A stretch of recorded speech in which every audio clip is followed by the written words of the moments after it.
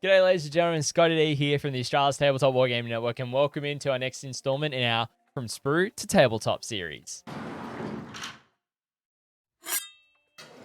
Alrighty ladies and gentlemen, welcome back to the ATWN for the next installment from our From Sprue to Tabletop series, where today I'm actually going to be finishing the painting of the Necron Warriors as the current batch of miniatures we're working on when we are showing off what washes can do when you are tinting with metallics. Now, the progress that I'll be doing in today's video will be actually the final details that we need to be done on these Necron Warriors for them to be considered fully painted to match the rest of the Necron Warriors in my army. Now, before we jump into working on the miniatures and showing you what we actually do with their painting process, I want to thank everyone who has been supporting us here on YouTube with your likes, your comments, and supporting us via subscribing to the channel. If you haven't already and do enjoy our content, feel free, hit that subscribe button, turn on that notification bell so you're notified as to when we are releasing more content here on the network as well. But without further ado, let's jump into talking about the final detail process and the way that I go about it. So when I do the final details of my Necron Warriors, I'm only working on a few different areas with the use of two colors, one of which we've already been using, and the other one is the final kind of accent color for the overall color scheme. Now, the first step that we're looking at is using Runefang Steel, doing a little bit of edge highlighting. Now, we have previously covered edge highlighting in the series, and so I'm not going to really touch on it too much in this portion. You can go and check out that video earlier in the series where we do that on a Space Marine Assault Intercessor in a bit more detail for edge highlighting. The thing we are doing, though, is that we're edge highlighting some small metallic areas on the Gauss rifles.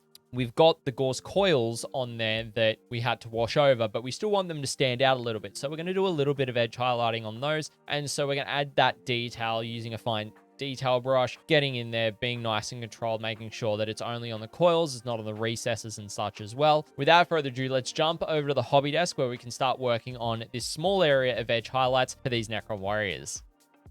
Alrighty, ladies and gentlemen, so we are up to the final details on these 5 Necron Warriors to be able to actually finish them off and finish off their details to actually get them fully painted to a battle-ready standard. So what we're going to be doing here is we're going to be doing 2 different elements. We've got to do some highlights with Runefang Steel once again, as well as doing some of the orange detail work that you can see on this finished Necron Warrior here. So we're going to do the Runefang Steel on the capacitors, you could say, on the Gauss Reapers, and then all the orange on the shoulder pads, the eyes, the piping, as well as the orbs in the Gauss Reaper as well. So that's what I'm going to be working on today to get the 5 finished up. So we are going to start off with Runefang Steel because it does have the least amount of work that we actually need to do. But it is a more finer detail work when we go to do this. So I will be using a Army Painter Insane detail brush for this, but it shouldn't actually take us all that long to complete because there's only the 4 coils per model that we're going to be working on. And so as we do it, we're just going to grab this older brush. I'm just going to load it up with Runefang Steel, and very carefully all we're going to do is just make sure we don't have all that much on there, and we're just going to make sure that we nice and carefully hit each of those little sections. And then what we'll do is we'll rotate the model as we go as well to get each of the different elements, because we want to have the depth of the black into it when it comes to the crevices of the Gauss rifle, and I really wanted to have the Runefang Steel kind of jump out a little bit when we did this as pure Runefang Steel compared to doing it as, say, you know, just leaving it kind of washed with the Nuln Oils. So now we've got that front done, you can see how that really nicely pops in comparison. And so we're going to work our way around. We've got the underside that we need to do, and this is generally the hardest because as we do this, you just need to kind of make sure that when you're looking at what you're doing, you're maintaining as much brush control as you possibly can and taking your time to get it. Now, when we come to the back side of these guys as well, different angles are going to help you out as well. So being able to manipulate your model in such a way, in the ways that you're holding it, and just the angles will help you just be able to hit each of those coils. And we're starting to get to the harder section, which is this other internal side. So I'm actually going to go through the legs here.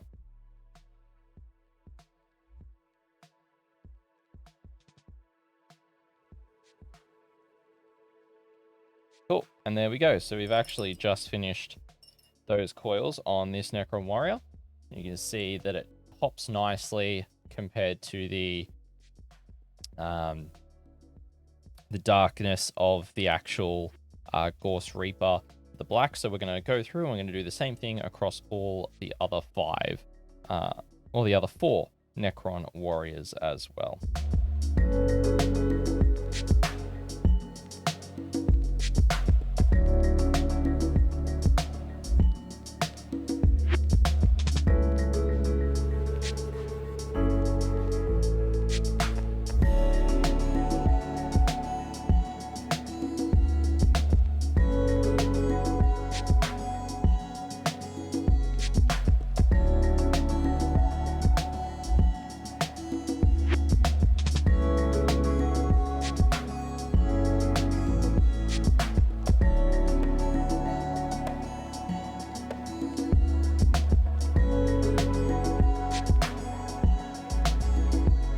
Alrighty, so there we have it. We've got all of the coils now completed on each of the 5 Gorse Reapers.